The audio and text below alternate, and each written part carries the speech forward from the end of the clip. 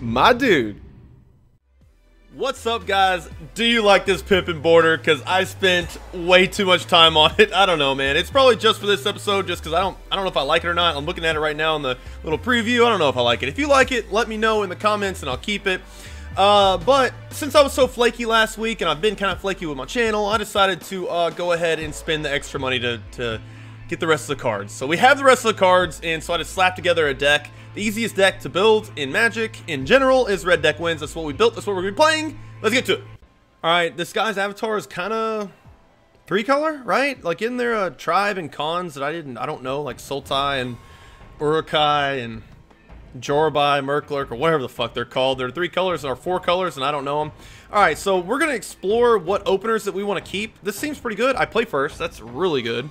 Because if he gets off to a slow start, man, he is on the fences. Because I go Foundry into Dragon Fodder. This is good enough, but man, we've got Molten Vortex, the card I do want to see. Basically, I want to play first, and I want to have an aggressive start, and this is definitely it. So we're going to explore what's good and what's bad to keep. As of right now, I say that's definitely a good keep, and do it even with a free mold. Do that every time. Keep with double Foundry Street into almost anything else, really. Especially, like, if you had a Mage Ring Bully, that would have been a lot better, I think. Alright, so, remember, do your shit pre-combat with this deck. Because there's prowess and shit. I'm going to forget, and you're going to forget too. I like seeing the slow island, but the problem with this format is... we can afford the Molten Vortex right now. That's pretty good. But we have no prowess. But if we did, you would do it right now. Right? We're going to practice this. Does he have prowess? Yes. Why are we practicing this? Like, y'all know he don't have prowess. I know he doesn't have prowess, but... yeah, he's giving me in the motions, right? The new deck and how to play it. Okay, so I'm getting in for 2 on turn 2. That's good because I also put down a thing that we don't really want to commit mana to later. I mean, to cast it. And we got another threat down, right? So double island's good, but what I don't want to see out of blue is Simic Tempo, a deck that is way more popular. I guess it could be blue-black control. It still could be blue-black control or Simic Tempo, actually. I think you could run Telling Time in that deck. A deck I don't see very often, but that I do know is in this format, and is probably the biggest counter to our deck, is Simic Tempo. But, so far so good. We have a threat. He's all tapped out. We have 2 threats, and we're going to go right into a Dragon Fodder. No effing... this is amazing. This deck is performing fantastically. And this is kind of what I wanted to see. Like, it's what I had to see, because, like, I fucked around building this deck, and, like, building this thing in the bottom right hand corner. They're like, hey, wait, I gotta record tonight.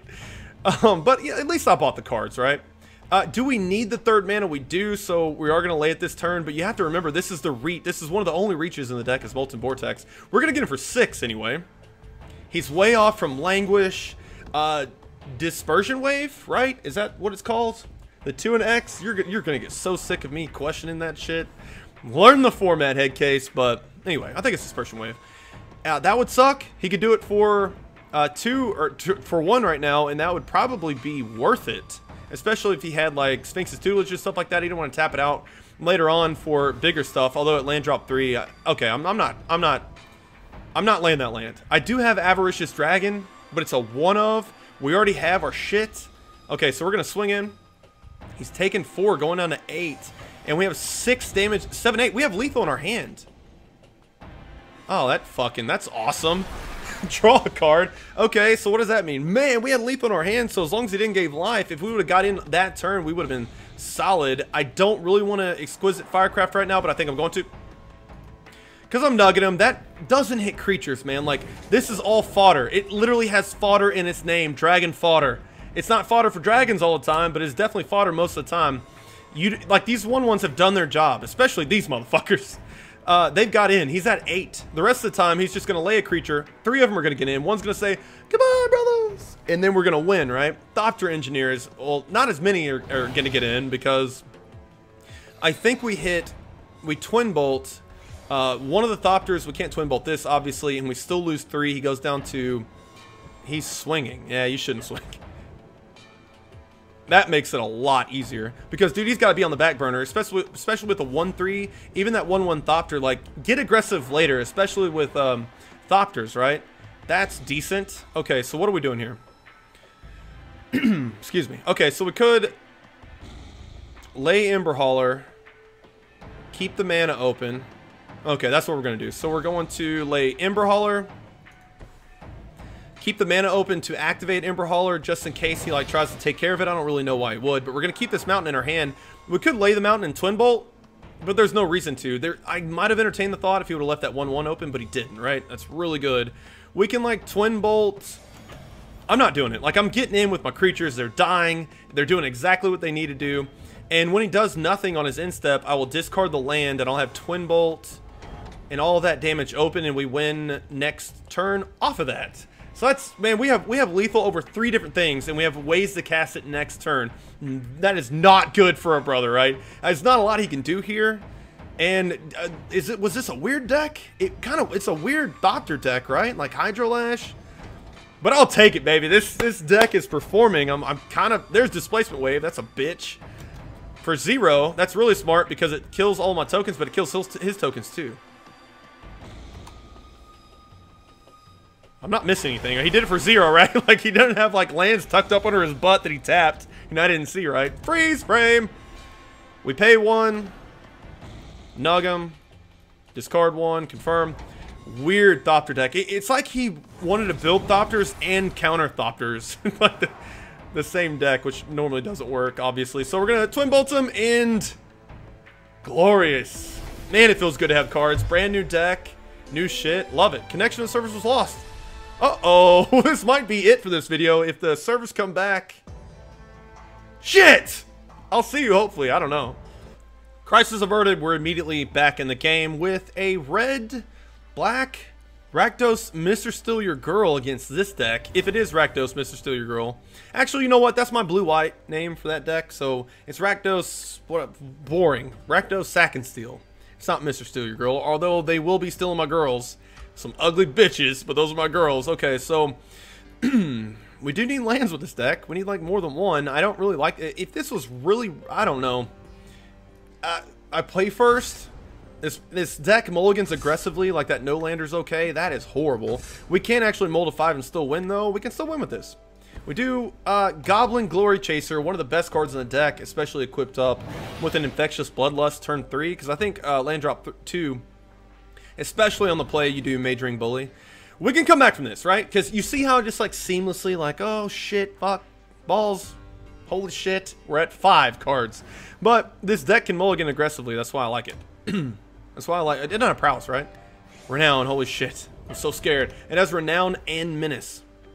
It has Menace. It cannot be blocked by 2 more. Oh, it has Menace if it is Renowned, which now it is. So he cannot chump block this thing, which is interesting and it's very relevant. We're going to do Mage Ring Bully. The Molten Vortex is interesting too because like we could theoretically, if he was mad slow, I'm talking about slow, we can do Molten Vortex because it pops off prowess next turn and then hold that land in our hand. He's out. We're going to see if we can do this, right? Oh, another Mage Ring Bully. Well, maybe not. But, okay, well the computer might arguably be better. I kept a 1-lander though. Fuck it. Oh, shit. No, it's okay, because we're doing Mage Ring Bully, right?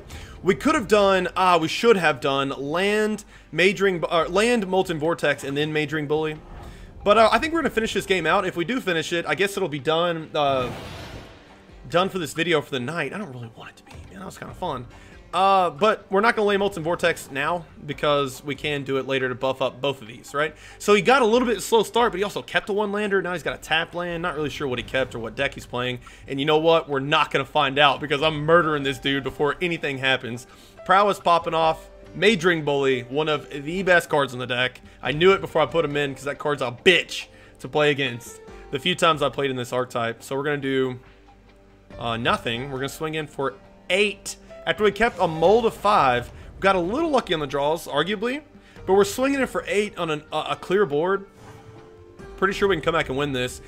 It could have Languish at some point, but we're going to definitely Foundry Street Denizen to get the other point of damage down. And that's what I mean by mulling aggressively with an aggressive deck, because like you only need, on a slow start, you only need a couple cards, and like you can, all your top deck is Fuego because you're not running a whole lot of lands. I mean, you're running like significantly less lands.